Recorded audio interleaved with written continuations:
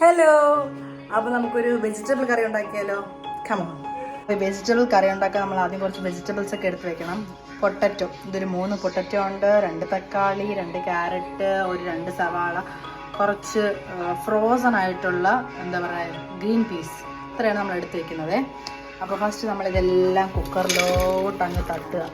Okay, ഇനി കുറച്ച് ഉപ്പും മഞ്ഞപ്പൊടി ഇട്ട് ഇതിനൊന്ന് വേവിച്ചെടുക്കുക, വെള്ളം ഒഴിച്ച്. ഓക്കെ, ആ പ്രൊസീജിയർ കഴിഞ്ഞിട്ട് ബാക്കി കാണാൻ എന്തൊക്കെയാണ്. എത്രയും മഞ്ഞപ്പൊടിയാണ് ഇടുന്നത്. ഇനി കുറച്ച് പിങ്ക് സോൾട്ട്, അഥവാ ഏതെങ്കിലും ഒരു ഉപ്പ്. ഞാൻ പിങ്ക് സോൾട്ടാണ് ഉപയോഗിക്കുന്നത്. സോ ഇത്ര ഇട്ടു. ഇനി കുറച്ച് വെള്ളം ഒഴിക്കണം. ഒരു ഗ്ലാസ് വെള്ളം എടുത്തിട്ടുണ്ട്, നമുക്ക് ഒഴിക്കാം. ഓക്കെ, അത് നമുക്ക് അടച്ച് വെച്ച് വേവിക്കാം. ഒരു 3-4 വിസിൽ വരട്ടെ. അപ്പോൾ ഒരു 4 വിസിലൊക്കെ കേട്ടപ്പോഴേക്കും സംഭവം എങ്ങനെയായി. ഇനി നമുക്ക് ബാക്കിയുള്ള പ്രൊസീജിയേഴ്സ് നോക്കാം. ഇതുപോലെ ഒരു ചീനച്ചട്ടി അടുപ്പിൽ വെച്ചിട്ട് ചട്ടി നല്ല ചൂടാകുമ്പോൾ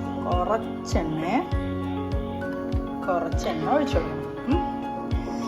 എണ്ണ നന്നായി ചൂടായി വരുമ്പോൾ നമ്മൾ എന്തിടണം?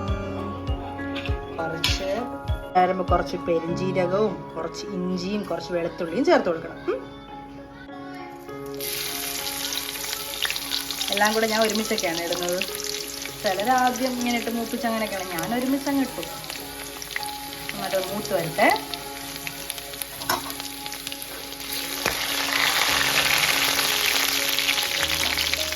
ഞാനിതിൽ പച്ചമുളകോ മുളക് പൊടിയോ ചേർക്കാറില്ല. അതിന് പകരം കുറച്ച് ചില്ലി ഫ്ലാക്സാണ്. കുറച്ച് എരിവൊക്കെയുണ്ട്, കുഴപ്പമില്ല. ഇതാണ് ചേർത്ത് കൊടുക്കുന്നത്. ഇതൊന്ന് മൂത്ത് വരട്ടെ.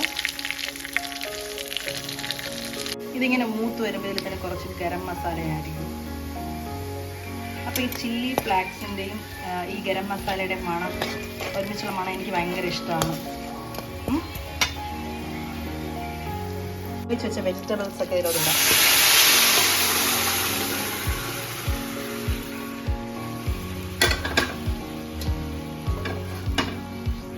നന്നായി ഒന്ന് മിക്സ് ചെയ്ത് കൊടുക്കാം.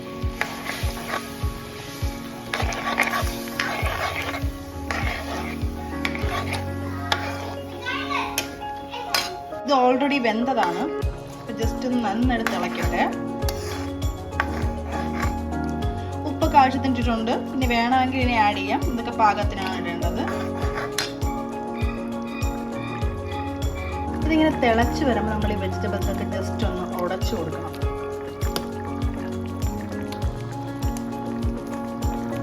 ഇതുപോലെ ഒന്ന് ഉടച്ചു കൊടുക്കണം. ഭയങ്കര ചെറുതായിട്ടും ജസ്റ്റ് ഒന്ന് ഉടച്ചു കൊടുക്കണം.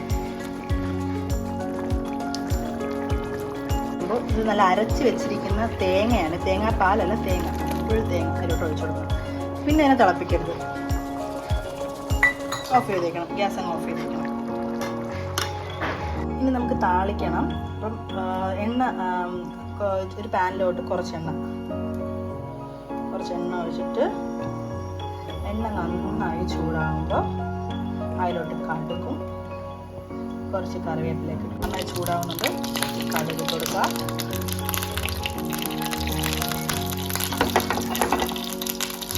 കുറച്ച് ഉള്ളി, ചെറിയ ഉള്ളി ഇടുന്നതാണ് നല്ലത്. ഞാനിപ്പോൾ സവാളയാണ് കുരുമുളക് അരിഞ്ഞിട്ടിരുന്നത്. ഇതൊന്ന് ലൈറ്റ് ബ്രൗൺ ആകുമ്പോഴേക്ക് കുറച്ച് കറിവേപ്പില ഇട്ട് കൊടുക്കണം. ഇത് നല്ല നന്നായിട്ട് ലൈറ്റ് ബ്രൗൺ ആകും കേട്ടോ. അപ്പോഴേ ആ ടേസ്റ്റ് വരുള്ളൂ. ബ്രൗൺ ആയി വരുമ്പോഴേക്കും കുറച്ച് 3 വറ്റൽ മുളക്, കുറച്ച് കറിവേപ്പില ഇടണം.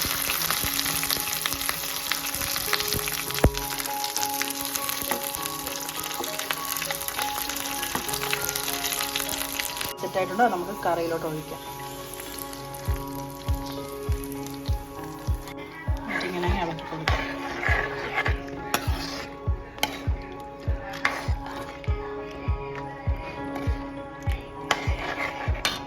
ഇത് നല്ല കുറച്ചുകൂടെ കളർഫുൾ ആവണമെങ്കിൽ നമുക്ക് മുളക് പൊടിയും ഒക്കെ ആഡ് ചെയ്യാം. ഞാനിപ്പോൾ മുളക് പൊടിയൊന്നും ആഡ് ചെയ്തിട്ടില്ല, കാരണം എൻ്റെ മക്കൾക്ക് എരിവ് വലിയ താല്പര്യമില്ല. അതുകൊണ്ട് ഞാൻ ജസ്റ്റ് ഉപ്പിട്ട് മഞ്ഞൾപ്പൊടി ഇട്ട് മസാല എന്തായാലും ചേർക്കണം കേട്ടോ. അപ്പോൾ ഇത്രയേ ഉള്ളൂ നമ്മുടെ വെജിറ്റബിൾ കറി. നമുക്കിത് ചപ്പാത്തിയുടെ, ദോശയുടെ, അപ്പം എല്ലാത്തിനും കൂടെ കഴിക്കാം. നല്ല ടേസ്റ്റാണ്. അപ്പോൾ നമുക്കിനി ദോശ ഉണ്ടാക്കാം. ഓക്കെ, അപ്പം നമുക്കിനി ദോശ ഉണ്ടാക്കാം. മാവെല്ലാം കലക്കി വെച്ചിട്ടുണ്ട്.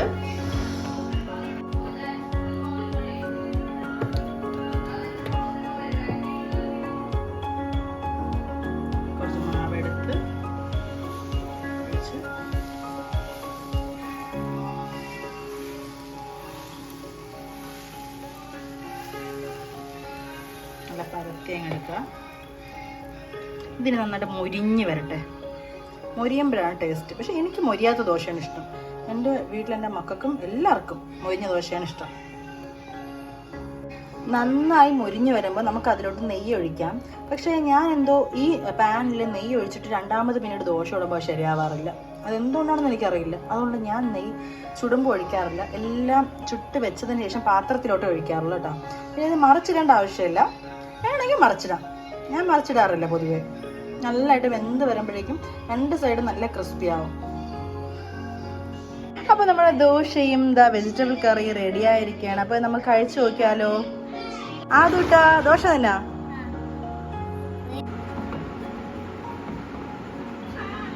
ദോശ വെച്ച് അതിലിങ്ങനെ